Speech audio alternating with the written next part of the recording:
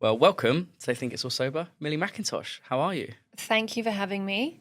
I'm very good on this very rainy Monday morning. Yeah, you've got a fantastic book, which we'll come on to a little bit later, which is here. Yeah, which I've got you Jamie guys can- a copy. I have to share it.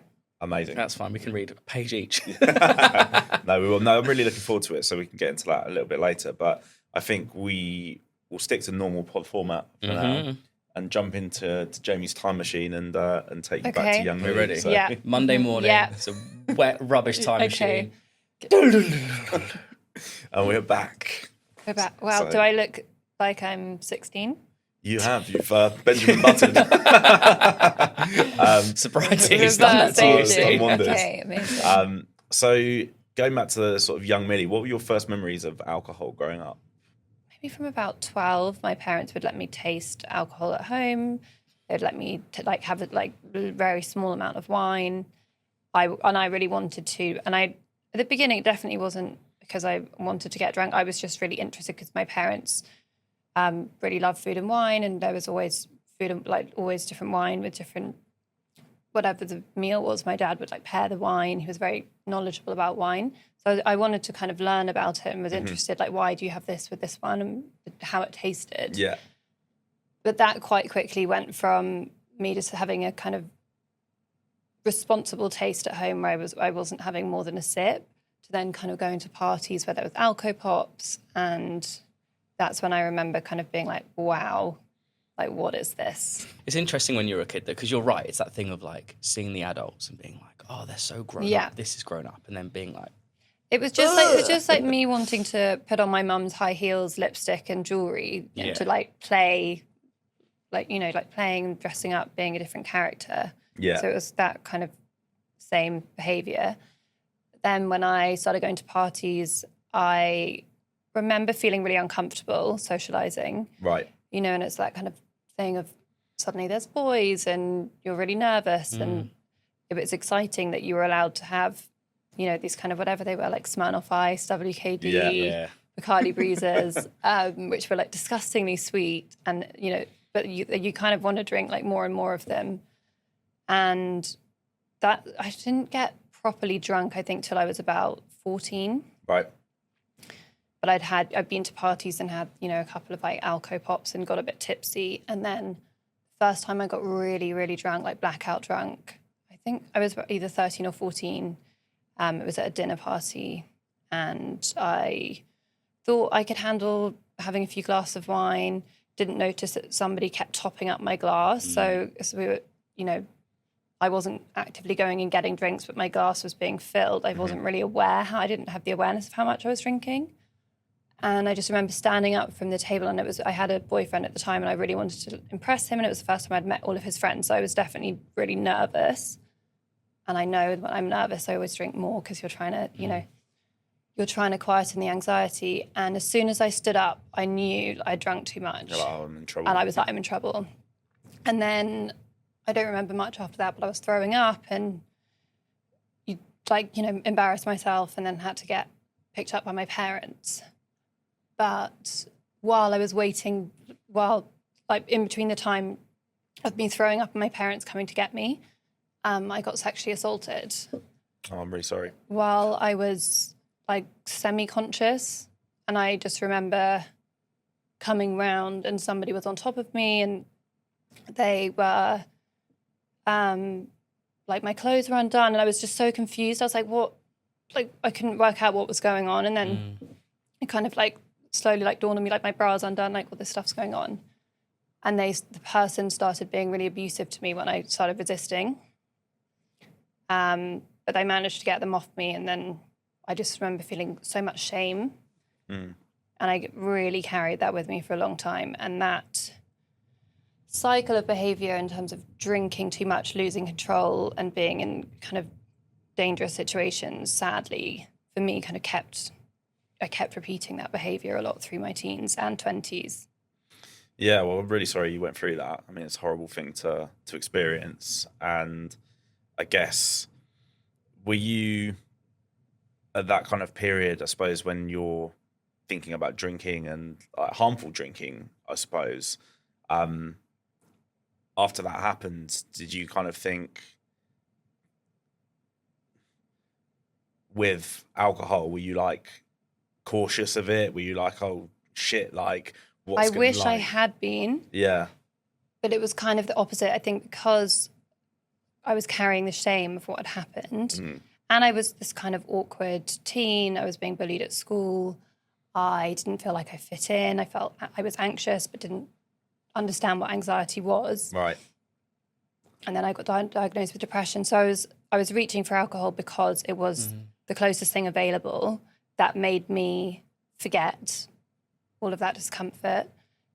It made me, feel confident. It made me, I was looking for something that would fill the hole inside. Yeah. So I just drank more and more.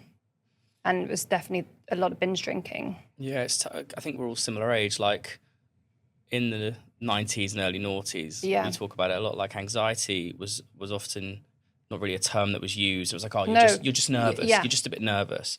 For you at that time, like you say, when you did start to drink and get drunk, did you feel like a different version of Millie was coming out, one that you accepted as someone that people might like? Yes, it was definitely wanting to fit in, wanting to be accepted. It was just kind of like wearing a mask, becoming somebody else. And it's just, as soon as I had that first drink, you'd just be like, this is it. And then I'd want to keep that feeling that I'd get from that kind of first or second drink where I just suddenly would relax. I'd be like, my head feels, I wasn't really that aware of the thoughts in my head, but knowing now that I have ADHD, it kind of makes sense that it's like when you reach that point of being tipsy or a bit drunk where everything is just a bit quieter. I was always looking for that thing to just escape myself. Yeah. I mean, it's interesting. Like now we've had a few years away from drink. I mean, I'm just over 3.5 years. I think you're 3-4 months. Yeah, like very close to that. Yeah, same as me. I'm like nearly 3.5. Okay, amazing. It's now we've had kind of that time away from it. I still find that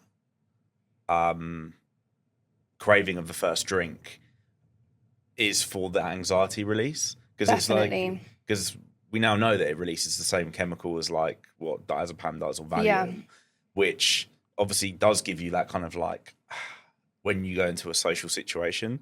So I think personally for me, that's been quite hard. Is that first half an hour somewhere at a social event or somewhere not having that and finding something to.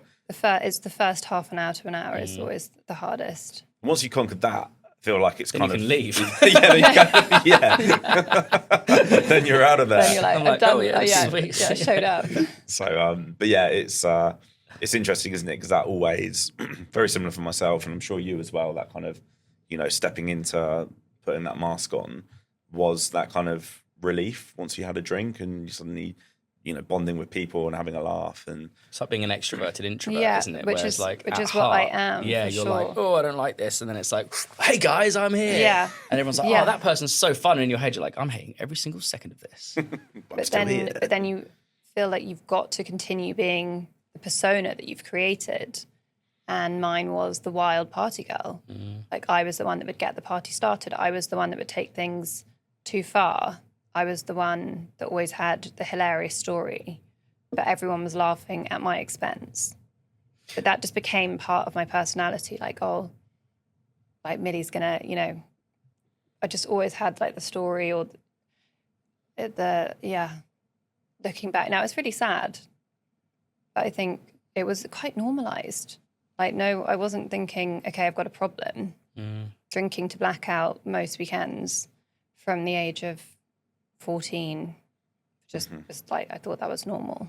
Me and my girlfriend were talking about this last night, actually, when we were driving somewhere. Like, I think that era, it was so celebrated, both in the media, like even magazine culture, people seeing like stumbling out of nightclubs, like, oh yeah, quite this glamorized. is so cool. And with the shame thing, I think people often get addicted to that shame. People talk about like the actual dependency on whether that be alcohol or whatever, but shame is quite an addictive thing because you have that rush and that down, and then you're trying to bring yourself back and your up nervous system's to go again, seeking what it knows. Yeah, it's wild, isn't it? So by this age, I mean, you're sort of like late teens at this point, late teens, early 20s. what was like a sort of standard weekend like for you going out? What in terms of like alcohol consumption and like, you know, maybe I wouldn't drink every night of the week. Mm-hmm. So again, I started kind of working out and being a bit more aware of mental health and how, you know, wanting to look after myself. But I thought I'd discovered balance because I'd go to the gym during the week and eat really clean, basically not eat much, and then on the weekend I would binge on alcohol and food and then repeat. Yeah. And a weekend might look like a really boozy Friday or Saturday, and then waking up the next morning like having maybe after a little bit of sleep but still being drunk, and going out again, going out for brunch, going out for like I don't know, even a Sunday roast, but then drinking again. So that it would be, you know, you'd pretty much continue being drunk all of that day and then have the worst hangover on Monday, have the fear, have the anxiety, be crying on Tuesday, be depressed on Wednesday, Thursday maybe start feeling a bit better, ready to do it again on Friday. And again, do you remember cycle, that? Right? It's that you're actually making my heart go a I little know, bit. I'm just reliving it going, yeah. And then occasionally you'd have something on a Tuesday And or a yes, Wednesday. okay, and sometimes... And you'd be like, shit. When I was 18, it was very much going out every night. I moved to London when I was 18. And there was a different club night every night. It was more in my 20s, I think, when I was like, okay, I'm not going to drink every night. But when I was 18... It's so tough, it isn't it, was though? most nights We of the talk week. about it, and especially when people go to uni, and it's like, I'm not saying it's healthy, but there was a rite of passage, especially in our era, of freshers and connecting with people. And like, I do think I met some of my good friends I'm still friends with now, like in those environments. But then I look back at my cousin who's 18 now, and their relationship or their understanding of it is very different to what ours was. And I do think ours, maybe I'm projecting myself here, but it was the like binging 4 liters of cider before going out because you were skint, and like taking a $5 to the student union and getting the £1 shots. It was a really dangerously unhealthy way of drinking that. I think it took a long time to like unprogram that in my brain. It's wild, isn't it? I mean, have you done the we've done this quite a lot where it's actually scary. Have you done the maths on the amount of days drunk?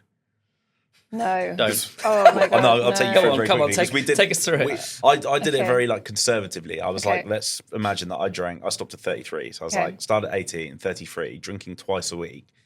Worked out to be, I think it was about 1,530 days I would have been drunk for in a 15-year period. So that's about 4.25 years. And then worked out that then double that because I would have been hungover for the same amount of time. So in a 15-year period of my life, 18 to 33, where you're doing new relationships, trying to find your work, like family, all of this stuff, you would have spent 8.5 years of it either drunk or hungover. Like, solidly, not just oh like... my God, stop it. Honestly, Tom's did it to me at a live show, and I was like, I've wasted my life. Oh my God. and that's being conservative because, like, you know, I'm sure... Yeah, because you were a mess. and respectfully, so it is that. Yeah. And I think the hangover days were worse for me if you think about the hours you spent consuming alcohol and then the hours you spent rotting, festering. Yeah. Dominoes on speed. Oh, Like- just gross. Just eating a Domino's in bed. Yeah. I remember I have this memory. I would wake up at like, gone to bed at like 6 a.m., wake up at like 11 a.m. and be like, cool, I can order a pizza now. And then it would come at like 12 and I would sit in bed and it would just be like so greasy. Yeah. And it actually makes me feel really I know. sick. It's so mad when you think about it. And I'm like, yeah, no wonder I'm like fucked up and still feeling awful because like it takes a while for all of that to kind of... But if Domino's do want to sponsor the pod, we are open to conversations. It's mad. But yeah, I just wanted to throw those sums out there because it's like people don't realise how much it can actually dominate your life. And you think, oh yeah, I only drink Friday and Saturday night. But then you look at that and go, what you said as well, like feeling horrendous on a Monday, anxiety Tuesday. Yeah. You might really actually feel good or like okay for maybe 2 days a week. And then you're like, oh, I'm good to go again. Yeah. And it's like that repetitive cycle, isn't it?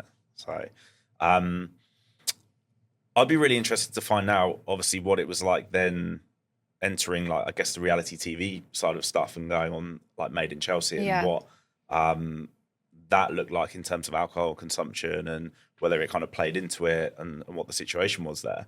So that happened when I was 21. Right.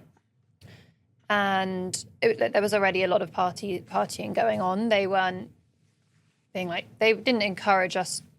They didn't really encourage us to drink on set. It was just, there often was alcohol there if you were meeting to film a scene in a bar or a restaurant, and you would, be nervous because you're like, we didn't know what we were doing. Right. And often, be turning up super hungover, super anxious. And then if there was alcohol around, it was like, okay, that's going to calm my nerves. Mm-hmm. There was one particular scene when I just found out I'd been cheated on, and I was really upset, really not in a good place, and just wanted to leave. And I was told I couldn't leave, which I could have done, but I was kind of told we were in the middle of nowhere. We weren't in London, and the producer said, you can't leave right now. There's buses are coming later to take everyone back to London. You can't literally leave right now. And they shut me in a room with a producer and a bottle of champagne, and not force me the champagne, but it was in front of me. I was upset. Yeah. I drank it, and they were like, "Why don't you go back in and embarrass them? Why don't you go back in and say this? And I was just sat there drinking and going, oh, I can't do it. And then as I got drunker and drunker, I was like, I got the confidence to go in and film this scene, which became one of the most famous scenes of the show. And I confronted the people that had hurt me. And I wouldn't have done that without, being kind of given that alcohol. So yeah, it was definitely a part of it. And I'd say, because my anxiety grew from doing the show, my drinking got worse. Because that's how I was self-medicating. Yeah, I was going to ask, because I think, obviously you kind of said, from a young age, felt like quite an anxious person, going to London, the party scene, an opportunity like that presenting itself. Did you, when it kind of came in, did you think, I want this? Or was it this could be a good opportunity, but deep down, be which version of Millie have I got to put across? And then I guess also, for some, hearing that and knowing that you were actually going through genuinely the things that they were then putting out there, it must have been so easy to be I've got to drink through this, because that's real life and real heartbreak and real I had my real heartbreak play out on TV, and obviously that's not going to be great for anyone's mental health. Also, I remember when the show started airing, because we're filming it for a certain amount of time, and then by the time it came out, we were so nervous, how would it have been edited, how would it look, how would it be going to come across, what would people think? And we would have these screenings on a Monday night when it came out, and it was in a bar. And I would just remember drinking a bottle of wine every time on a Monday we would watch it. I'd just sit there with a glass of wine, refreshing Twitter to see what people were saying about me. Twitter was not a kind place in general, and was it's it? just getting then? that feeling of the feelings of anxiety, what are people saying? What are people saying? And then just with one hand scrolling and one hand sipping wine. Yeah. The anxiety bubbling up. I feel anxious thinking about it. I was going to say, looking back, it was a really anxious time. Do you feel like that sort of real life playing out, being on television, drinking, and then social media, was that a recipe for disaster for you mentally? Yeah, I started having panic attacks. I'd had a couple as a teenager, and then in my 20s I started having them again. And I wasn't really that aware of my mental health at that point. I knew that my hangovers were bad. I'd always been really sensitive to hangovers. I think some people, especially when they're younger, can kind of get away with it. But I always suffered with these really intense hangovers. But I didn't really put two and two together. The alcohol is feeding your anxiety. And it was just my medicine of choice was alcohol. Yeah, I mean, it's... But it's literally now I understand what alcohol does to your brain. When you drink it, it's literally pouring fuel on the fire. Yeah. At this point in time, were you questioning what alcohol was doing for you? Or were you just kind of well, this is just part of, life, and I'm just going to crack on and, deal with it? I remember trying to abstain and knowing I felt so much better when I didn't drink, being okay, I'm not going to drink for a month. Calling it a detox, and often it was a detox. I was also doing things like magazine covers and doing things women's health. So I would be doing loads of training and eating, my food weighed out in the perfect macro, all of that. So I'd get really into that and then not drink because I wanted to feel good. But then end up self-sabotaging by getting like really drunk like 2 days before the shoot after abstaining for like nearly a month, which I can understand now is just that's all just fear-based behavior. Mm-hmm. But I knew when I didn't drink I felt better, and I wanted to stop. I wanted to drink less. But it was a toxic behavior for me, and I just could never really stop at one. I couldn't moderate. Is that the right word? I couldn't be responsible with my drinking. Like once I had one, I wanted all of the cliff. just off. Yeah, once you had, even I heard you guys talking about it in one of your episodes, and it's like how many like drinks do you need to have like kind of lost control? But for me, it was always just after one. Anything after that, my decision making was. Yeah. Like, we've spoken about that so much. Is like, I think we did an episode with just us two. It was like, is one too many? And for so many of us, like it is. And one is too many for me. I'm the same. It was just the taste, and it wasn't like the taste where it was just instant chaos. It was just that, probably similarly to you, and I know you're the same. Like my brain just was like, So like, well, if I feel calmer and I'm not thinking about 1,000,001 things at once, and I'm going to keep serving that. But then that's when this like fake version of me came out, and it kind of barrel rolls. I was going to ask, like, did you ever have conversations with your fellow cast members about the drinking culture? Like, I'm assuming everyone was hyper aware, but was it just like everyone's kind of feeding into it and kind of feeding each other? Yeah, we definitely weren't like, it was kind of celebrated and glamorized. It was like, oh, who's hungover today? Like, who was out last night? Who's done something crazy? And people we were partying a lot, so that, you know, we would either be drinking on set or people would be showing up and they hadn't been to bed, and you know, all that kind of irresponsible behavior. Yeah, we definitely weren't sitting down and going, "Oh, like, are we all drinking too much?" Are you like, okay? are you But okay? I guess in a way, like, not to put any blame on producers at all, but that helped the show, right? Yeah, like the chaos helped the show, because if you had a group of very sensible people who were like, oh, we only drink on Fridays, then we go to the gym and do Pilates together. No, it would have been a very different show. These relationships are way too healthy. Because people were in relationships on the show, and then what would happen was people would go out and get pissed, do stupid stuff, and then the producers would just find out. Yeah. You know, because it always comes out. Yeah. I mean, I think there's a lot of drama. I think there's probably a lot of parallels between the sort of, I guess, like reality TV and entertainment world as there is in music. You know, I think especially in my early 20s and throughout the 20s and early 30s as well, the whole party lifestyle was almost like a badge of honor. Like me and Sam, who I work with, it was like that was our rep, being the party guys that were fucked up, leading the charge at all the. But you were going to bring the party. Bring the party, you were as well. And then when forces combined, because we were in sort of separate groups, but then like we'd see each other at festivals and that, and it was just like children would weep in our presence, and it was horrendous. Like, but at the time, it was like no talk about, oh, we're overcooking this and this isn't healthy, or you know, we should probably take a step back. It was like spurring each other on, and you know, it's ultimately looking back, I'm a bit like, why? But you know, you have to go on the journey to. You can't really see it when you're like in the thick of it. Yeah. So, at what point? How long do you think that you had realised that maybe it was an unhealthy relationship with alcohol? How long were you thinking that and thinking about abstinence and stopping and cutting down before you actually did it?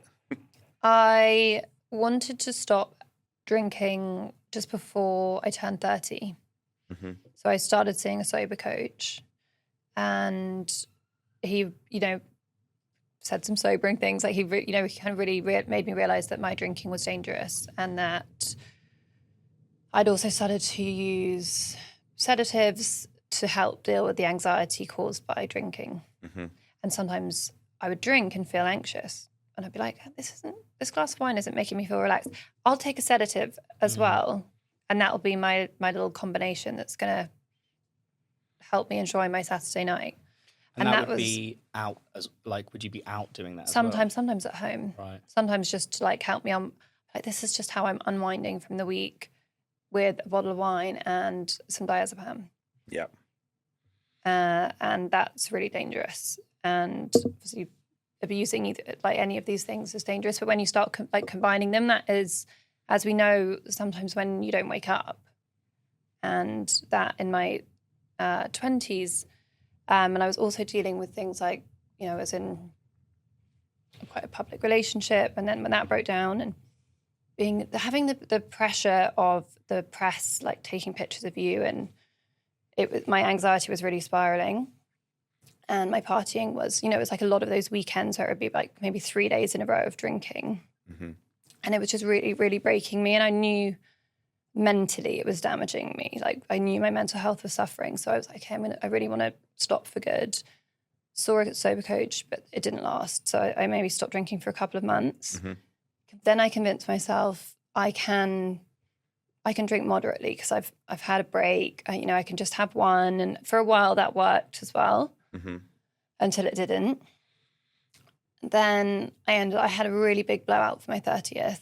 I enjoyed it, but really I had a big party. And then about a month later I got pregnant with my first daughter. And I remember being so relieved because I was like, I don't have to drink now. Like I don't have to continue on this, like pretending to be this party girl, because now I've got the perfect excuse not to drink. Mm-hmm. And I was just suddenly so focused on my baby and being healthy and looking after myself and wanting to just hibernate and just kind of be the introvert that I truly am. Yeah. And then it was lockdown. I had my daughter in lockdown. I didn't drink. I had like an old glass of wine when I was pregnant, which like you're told you're allowed to do. And then when I was breastfeeding, you can like express your milk. And so sometimes I would like have the odd glass of champagne. And then a few months after I had my first daughter, I got like really pissed again. And I just felt so much shame. It was, it was at a party. I was like, I'm just going to have one drink, and then ended up, just being blackout drunk. Hugo had to put the baby, like deal with the baby. And I woke up in the night and I was like, oh my God, like I'm a mum. Like how can I just hated myself so much, and I hadn't expressed, and I had really painful engorged boobs. I had to get up in the night and like express my milk into the sink, which was excruciating. And I was just crying and just being like, this is like the worst feeling in the world. And I was like, my baby's going to hate me. I'm the worst mum ever. I failed. And yeah, that didn't stop me drinking. But I'd say after I had my kids, like dealing with those hangovers, and like my drinking hadn't got any better. I was drinking less often, but I was still having those nights when it was just meant to be a glass or two of wine, and ended up being, a binge drinking session. And then dealing with the hangover dealing with the baby was just awful. Yeah. I just wanted to rewind a moment on something you mentioned about being pregnant coming as a relief because you didn't have to be a party girl anymore. Yeah. Just hearing that, and obviously not knowing you at all, is quite a sad thing to hear, because it would insinuate to me that you didn't want to be that version of Millie maybe for 3 or 4 years before that. Had you tried to address it, or did it very much feel like this is what the public expects of me, this is what my friends expect of me, this is what my family expects of me, so I'm just going to keep doing it? And then when that did happen, you could just, like you said, you could be like... Yeah, I did. I definitely felt like I cared a lot what other people thought. And I was like, I felt like I'd be like, this sounds so stupid. I thought I'd be letting people down if I didn't drink. I can relate to that. But like, now I'm like, what? Like I was just letting myself down. Yeah. But because I thought that's what was expected of me at the party, to be the fun, wild one that was going to, bring the fun, bring the party. I was like, well, that was kind of I was so used to being that character. It's amazing, isn't it? Because we talk about this as well. It's like the hierarchy of alcohol in people's lives. Because for me, certainly when I was like partying, it was like up there as the thing that was part of my identity, part of like, and I thought that everyone else held the same sort of philosophy, that alcohol ruled the party world and everyone else's world. When actually the reality is it really doesn't. Like for most people, some people don't even care about whether you... Wankers. Yeah. How dare they? But most people actually just don't really give a shit, like what you do or don't do. They don't. They're much more concerned with themselves. Yeah. And it took, probably about 18 months of like not drinking before I realised like, oh, nobody really cares. And then actually people like me more now than Yeah. my, partying, drunk, idiotic self. So. Yeah. Those 2 months with the sober coach, quite Yeah. intrigued by that. Did you start to feel better? Did you have to face some home truths? I Were you just doing wasn't therapy ready. I alongside it? wasn't Right. ready for the I just wasn't. I don't think I wasn't ready. You have to be in the right place. You have to be like truly ready to accept the help. And he was, trying to go a lot back into my past or all the things that had happened to me. And I was like, I don't want to go there. I was like, I drink too much. But we don't need to delve into my childhood. Yeah. And I started to be like, oh, this guy, he's not for me. Like, he doesn't. I started to tell myself he doesn't know what he's talking about.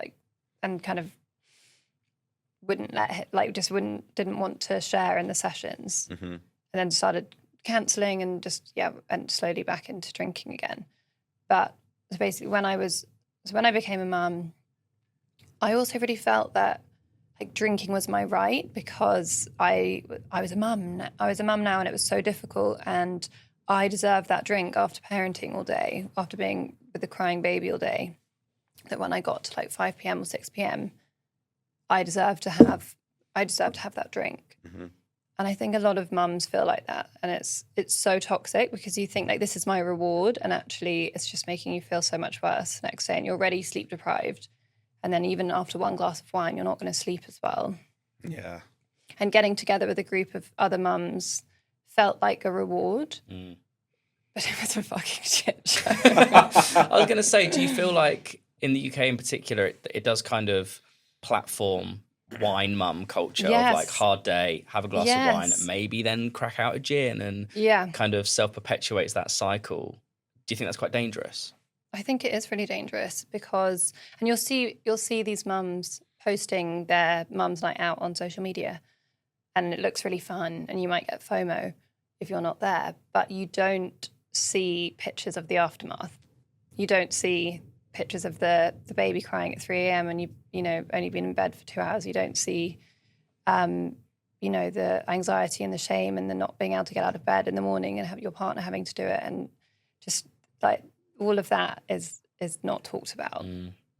Well, I think it's great as well that you've been so open with your sobriety journey, and I think questioning, I guess, that norm that's there. And we've had other people on as well, like Sarah Turner and Anna Martha, who have talked about how the difficulties, I suppose, of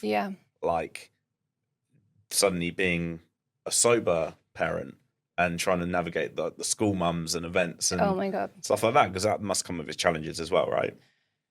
Yeah, there are often things I'm invited to that I just don't go to. Leave it at that. Yeah. But for me, it's if the dinner's after 8 p.m, I'm like, I'm sorry, no, I value sleep. So, and we used to put alcohol up here, sleep is at the top now of my mental health checklist. And if a dinner after 8 p.m, I'm absolutely not. Are you? Yeah, I'm with you now. The bedtime has gone from being whatever to I'd like to be in bed by 9:30. Oh yeah. Mine's by 9. Yeah, I rate that. So, sobriety. Yes. Did you have a moment where you were like, this is it? Or was it just a gradual collection of things? It was definitely, I'd say a bit of both, a gradual collection of things that I couldn't ignore over a year, maybe, when I was okay, it's getting a bit scary now. And I just, I was getting really fed up with myself. And it was just so repetitive. It gets so boring. And you want to change your behavior, but you just seem I felt so stuck. I just kept repeating the same cycle of toxic behavior. And eventually I decided to stop after a particularly bad panic attack when I was hungover. And I just was like, do you know what, I'm done. I thought, okay, I just can't do this to my mental health anymore. My youngest daughter was 6 months old, and I love my kids so much. They're literally the light of my life. They're my joy. They're the best things in my life. And I didn't love parenting when I was hungover. And I was like, I don't want to waste any more time. I don't want them to grow up with a mum that has a drinking problem. So I called up the sober coach that I'd seen a few years prior, and said, look, I really want to stop this time.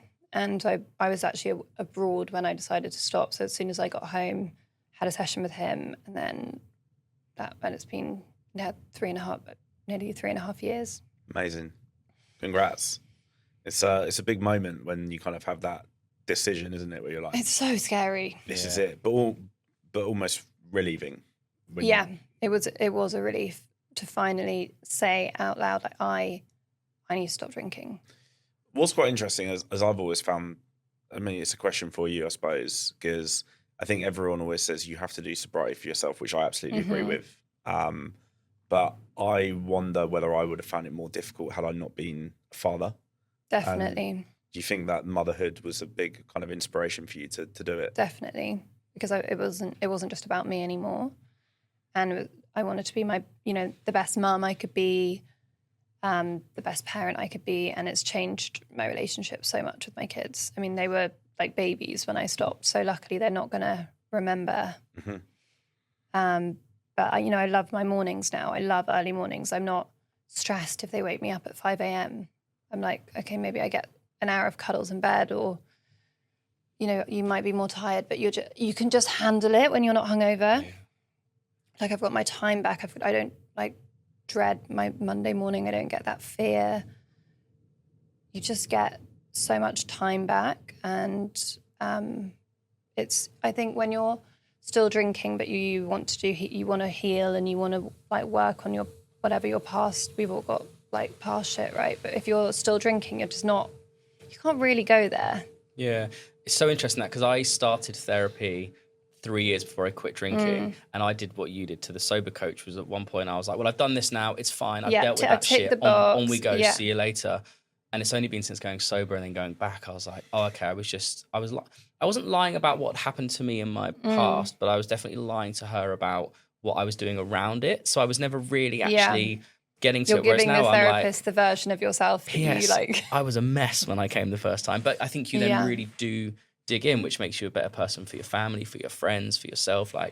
One thing we do is gratitude lists every morning, which sounds so ridiculous, but just listen to what you were saying. I'm sure when your kids wake you up at 5, you're like, oh, I'm sleepy, but so grateful that you get those cuddles, and they exist, right? I love doing a gratitude list. I have a sober friend, and we send each other what we're grateful for. I just message each other, and I could do a journal as well. Nice. It definitely makes such a difference. Oh, big time! Look at us all. Look at us all. We actually didn't do it. Cliche. Matt Willis told us to do it when we had him on, which was probably over 18 months ago. It was. I'll tell you, it was 2 years. Next month. Wow. So yeah, we've been doing it almost 2 years, and we've missed maybe 3 days. And one was Saturday, and I'm so angry at ourselves. You just messaged me on Sunday, fuck. But normally the ones we missed before that have been when we've been away and time differences and stuff, and you just let it slip. But it does make a big difference to the start of your day, especially on a Monday like this, where you could easily wake up and be pissed off at the world and go, fuck, it's raining. Got to go down the podcast with 2 random blokes. What was the first month of sobriety like for you? Did you embrace it, or was there a relearning for you? The first month, I just wanted to get really curious, actually, about what my life could look like without alcohol. So I downloaded podcasts, I bought books, I just was obsessed with, I was like, this is going to be difficult. So to stay on this path, I'm going to need lots of knowledge. I'm going to need to arm myself with the tools to help me stay sober. One of the things my sober coach got me to do was to write down a list of all the dark shit that I'd done when I was drunk, all the stuff that you don't really even ever tell anyone, stuff that isn't so funny, people you've hurt, ways you've hurt yourself, dangerous situations you've been in, just the worst things you've ever done related to alcohol. And you've got to, save it in your phone. Even doing it was pretty harrowing. And then you've just got that in the back of your mind, if you are tempted to drink, just to reread it again. And I think that really gave me the strength to be no, I'm definitely sticking to this. It's not just I'd stopped for a month before, but I was this isn't just going to be a 1 month thing. I didn't know how long I was going to stop for. I said a year. I felt like a year was, you know, like a good goal to have, but I would take it day by day because it feels really scary. I've got a friend and she does 12-step, and she always says just keep it in the day, because when you're thinking about like the rest of your whole life, being like, I'm never going to pick up a drink again, at that point, it felt scary. It did kind of feel like my life was over. Which sounds awful. I don't feel like that now. But when I thought about the future, like going to parties, going to events, going to weddings, whatever it was, it's like, how am I going to do life without alcohol? Like what about if something good happens? What if something bad happens? What if all these what ifs? And I was really scared. I thought, like, who am I without alcohol? Like, and I was like, what am I going to do with my time? So it felt quite a bit overwhelming. And then gradually it just felt better and better. I mean, my anxiety instantly at the beginning reduced. I was like, oh, I'm completely healed. I've fixed myself, because alcohol was the problem. I'm not the problem. It was just the alcohol. Just the booze. Just the booze. I think it's like almost like this sober high that people can get at the beginning of their sobriety, where you're suddenly like, wow, like something like this grey cloud has lifted and I feel like so much better, and you think that you're all fixed. And I was then insufferable. First 3 months, I met up with Tom and he was like, what's wrong with you? I was like, oh my God, let's write a book, let's do a play. It's like, what the fuck, you're a month in. yeah. So like I hadn't really started doing the work at that point. I just put down the drink. And then a couple of months in, my anxiety was like back. I was like, what the fuck? I've stopped drinking. So surely I've cured my anxiety, because, you know, my anxiety must have just been related to alcohol. And then I had to really kind of, go back into all my past, everything from my past. I mean, even down to being sexually assaulted, I hadn't thought about it. And I hadn't thought about it in so long. And I hadn't realized that I'd been assaulted until I kind of started going back through things that had happened, because I just thought that was my fault. And then, like, in therapy, slowly I was like, oh, and then started unpicking things, and also starting to understand that actually I have been anxious since I was a child, and alcohol made my anxiety worse. Well, it made it feel like it was better when I was drinking, and then made it a lot worse afterwards. So yeah, for me, it's been a real journey from stopping like 3.5 years ago and getting to where I am now. But it hasn't. I would recommend it to anyone if alcohol is causing you a problem, is to stop. But it's not just smooth sailing. I don't want people to think it's just suddenly your life is 100 times better and easier, because you have to be able to handle your emotions and your feelings without escaping them. And that is like the best and worst part of being sober. Yeah. It's like, oh, I feel better. There's the feelings. Yeah, the feelings. Yeah. It's like being emotionally sober, as they call it, which is like being okay with handling your emotions and looking at other ways that you maybe like can have addictive behaviors in your life, because it could be with food, it could be if it's with alcohol, you can easily transfer it to something else in your life, even exercise, even like positive things. And that it's much better to be addicted to exercise than, or people go to AA and it almost replaces the addiction, and that's a very healthy thing to do when you've got a problem. But you can look at your life and figure out other ways that you avoid feeling, or other, like food was one for me where I realized I had that addictive tendency to like control, to be very strict and kind of eat in a certain way, or then binge and eat in a different way, and then have the kind of guilt and shame around it. So I've stopped doing that now. Stopped binging on sugar. That was a big one that I stopped. I did a sugar detox in January and just haven't gone back to eating sugar. Wow. How was that? I'm intrigued, because we quit caffeine in January. I heard you talk about that in one of your episodes. I haven't had a coffee today. I've tried breaking up with coffee quite a few times. I'm not ready, because I have ADHD and I find it does really help me focus. But right. yeah, when doing a podcast or something, I was like, what if I have one before, I might suddenly get really anxious and then it's really going to mess up the podcast. Yeah, it was actually the podcast, which is why I wanted to quit coffee, because Really? I fell in love with coffee when I stopped drinking. Yeah. My girlfriend loves it, and it's one of our love I languages. love the We'll ritual. yeah, I we'll love go it. find a Yeah. beautiful place in a lovely country. But when we were doing like 3 episodes back to back, we'd get there at 8:30, have a coffee. Then the guest would arrive, and I'd say, "Do you want a coffee?" And I'd like, "Well, we'll get a coffee." And then it was in between episodes, have a coffee, and I'd have like 4 over a 5-hour period. And then just be like, my heart would be crazy, and then I'd start stressing, and I wouldn't sleep that next night, and I'd be waking up at 3 thinking about stuff from 10 years ago, and I was like, oh, this is like come down energy. So yeah, that's been quite interesting. But sugar, have you had to really look at your diet with that, or has it felt quite natural now that it's gone?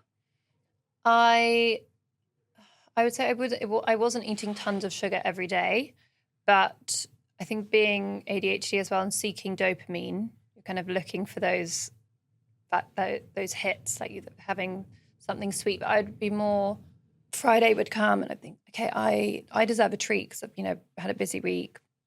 And I would just order like loads of like crisps and sweets and just kind of like junk foods I wouldn't normally eat, and then I would eat loads in a very like short amount of time, and then feel horrible afterwards. I know that And feeling. yeah. No, all too well. Or like I'd notice stuff, like I'd go to the cinema and I wouldn't normally just buy a bag of sweets, but I'd go to the cinema and get like a big like thing of pick and mix and really enjoy eating it. But then afterwards I wouldn't sleep well. I'd wake up almost feeling hungover.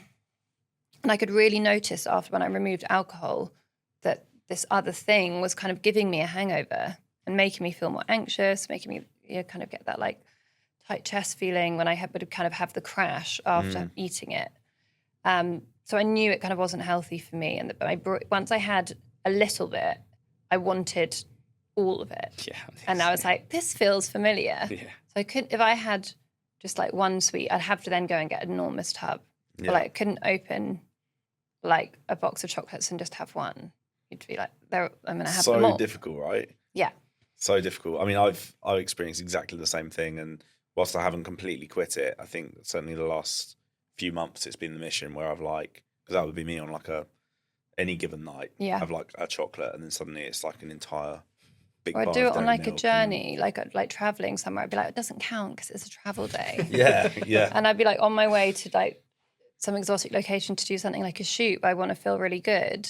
And I'm there just like shoving everything into my own face, like kind of self-sabotaging. I was going to say, in shame cycle again, Yeah, right? and then I'd get there and be like, I feel really bloated and puffy and horrible because I just like for 12 hours on that plane ate like every unhealthy snack I could find. Like, why did I do that to myself? And then really recognized that was similar behavior to alcohol. So when you stop having it, you do stop craving it. I mean, I still have a bit of honey or, some natural sugar, like I eat like some fruit. But I really try and like occasionally I'll have it. But I've stopped kind of binging on it. Nice.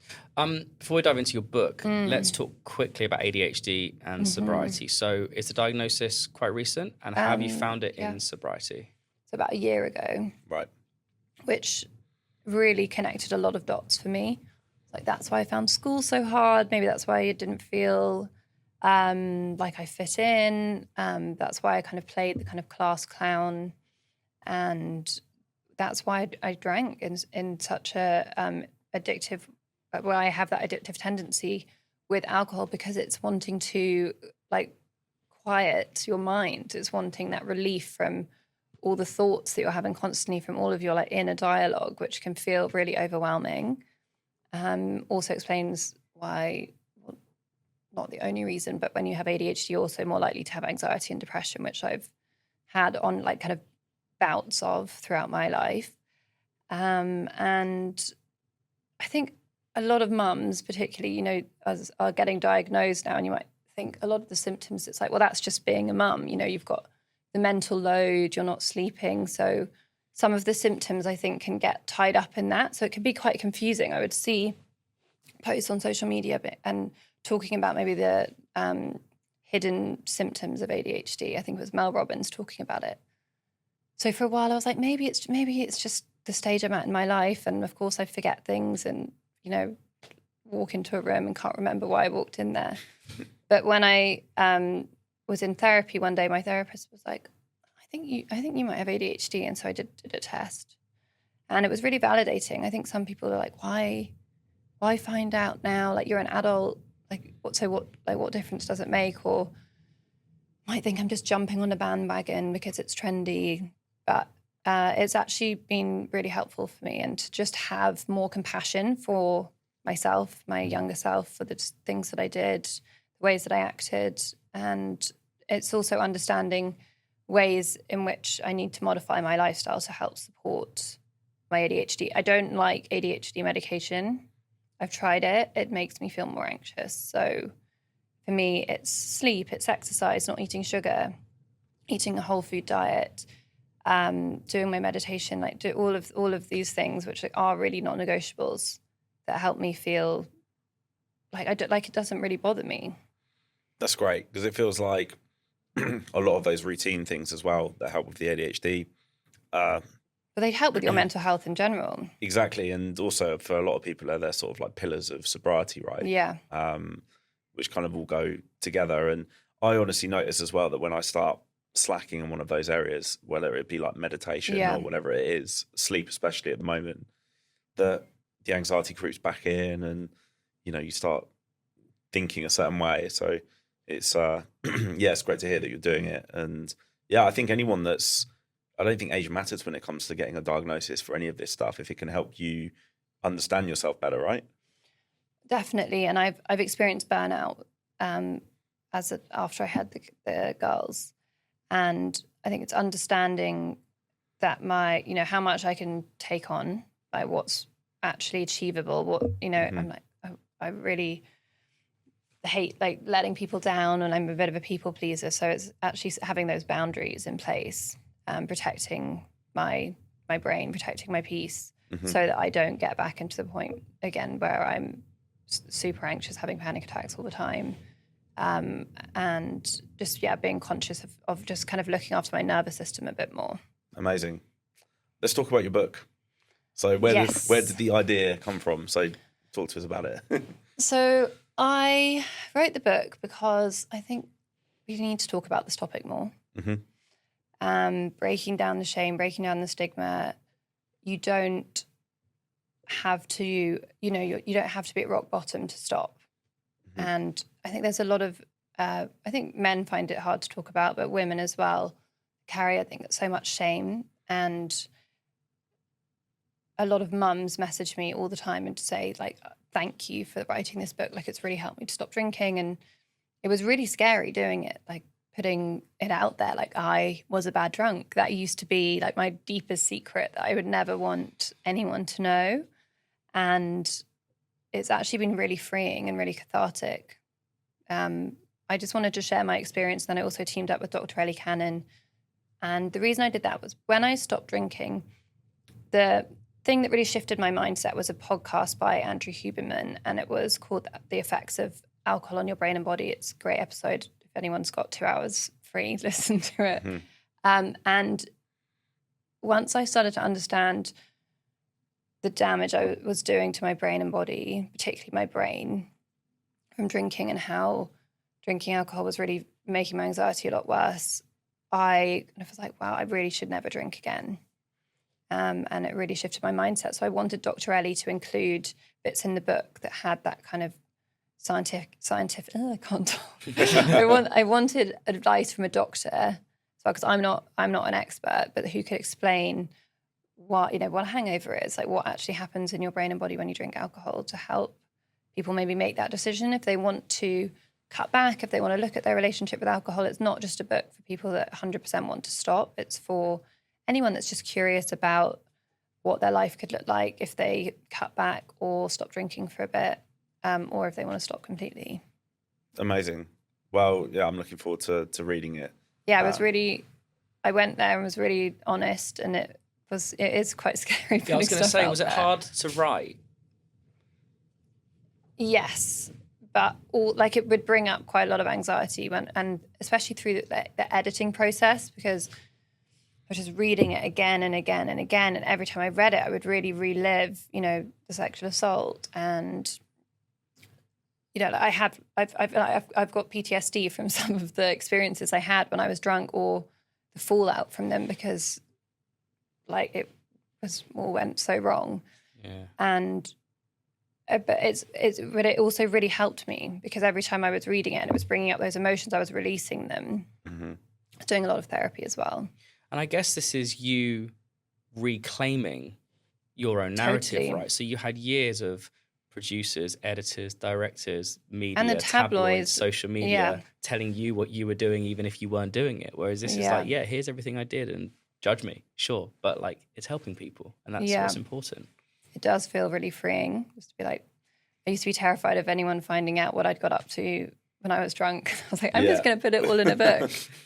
And I think it definitely comes from that place of wanting to help people. Anyone that feels stuck, anyone that feels like they're just in this doom cycle that they can't break free from, because it feels so, you know, socially acceptable, and that they're just like, it's people that want to stop but just think, I can't stick to it. How do I stick to it? I wanted to write the book to help empower people to realize they do have the power to say no. Well, that's great. Well, you know, I think it's very courageous for you to put yourself out there and do it. And I'm sure it's helping a lot of people. And I'm sure this episode will as well, you know, to people that listen. So, well, it's so, I was going to say, like, alcohol, anxiety, it doesn't discriminate. And I think so often people think about people with a drinking problem as being like on a park bench. And we find out through our whole system. And it's like, just because you are on television and are perceived as successful, it doesn't mean that you aren't dealing with the same things that everyone is. So it's so amazing to then see it in a form where people can digest that and relate to it, you know? Yeah, I think there was definitely that fear that people would say, oh, but how can you complain, or how can you talk about your mental health? You've had such a privileged life. How can you say you've got this problem and you haven't been to rehab? Or, you know, like I remember one mean comment that was like, sobriety isn't yours to talk about because you haven't even really experienced like what it is to be an addict. And I think that's like part of the problem. It's like it's like being like, you can only own this space if you've burnt your whole life down and you're, you know, in a program. That doesn't work for everyone. yeah. And we always say you're only one bad decision away from being in that position. And like, we always check our privilege. Like, we're aware that we have great lives and fantastic jobs and beautiful careers and wonderful people around us. And there is an element of understanding that some people don't. But it doesn't mean that the lived experiences that the three of us or any of our other guests have lived weren't real, because people weren't in our brains and understanding what it's people all were going relative. through, you know. And not everyone has to hit that rock bottom where, you know, like Jamie said, I probably wasn't too far off going to rehab. Like, I was only, if I didn't make that 100 days, then that would have been the next conversation I would have had. It's like, cool. So I think like... But you could go to rehab and drink as soon as you got out. Yeah. And a lot of people do.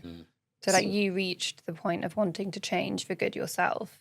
Yeah, exactly. And I think there's no like rule book to sobriety, and there's no hierarchy of like sobriety, and there's no checklist of people. Like, I think we started this pod just because we wanted people to listen to it who wanted to address their relationship with alcohol. And not everyone needs to stop. Like, that is a fact. Some people can. Some people, and I was always jealous of them, some people can just have like a drink and put it down. Yeah. And just have one. Which is amazing. And, you know, fair play to them. And some people drinking 6-7 days a week, going down to twice a week might be the thing they need to make a big difference to their lives. And that's great. So, you know, this is a space where we can talk about that openly, and there's no judgment. And I think, I mean, I'm sure that you're of a similar opinion, and that's why you've done the book. Yeah, it's zero judgment. I have like zero judgment. My husband still drinks. If I'm out with a friend and she wants to have like a glass of wine, whatever, it's not a problem. I do not judge anyone. Like, it's like, you do you. Alcohol and me do not mix well. I literally think of alcohol as if I have an allergy to it now. It's a good way of looking at it. It is. I think it's time for the big three. Time for the big three. So, question one for anyone that's thinking of going on a journey of sobriety: what is your single best piece of advice? I would say get curious about what makes you want to drink. That's good. That's very good. Question two: what is the biggest thing that sobriety has brought you? Biggest thing sobriety has brought me is like my love for the mornings. I love an early morning. I love getting up before even my kids are awake. I love just that feeling of just a bit of alone time, doing a meditation. I have a little red light panel, do my red light therapy, do a little gratitude journal.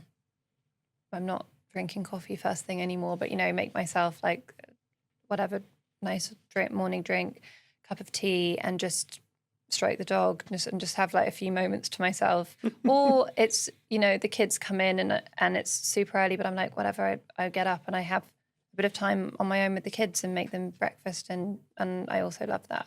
I don't dread the mornings. Like I've got my mornings back. Yeah, do you know what? That's probably for me the exact same. The mornings for me now is like sacred. I adore an early morning. Like getting up at 5. Like when I was writing the book, I would get up at 5 every day just to get an hour done before kind of the chaos of the day. If my kids woke up around 6, I'd get up at 5.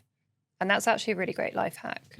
It's so good, isn't it? 5:30 is my jam. You feel like you can't get, like you don't have enough time. You're like, just can't get on top of stuff. Just try getting up at 5.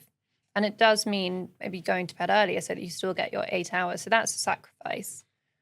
But I think it's really a game changer getting up early. Yeah, love that.